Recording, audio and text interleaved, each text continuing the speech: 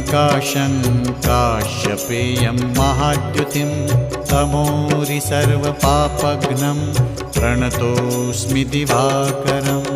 ॐ ह्रां ह्रीं ह्रौं सः सूर्याय नमः।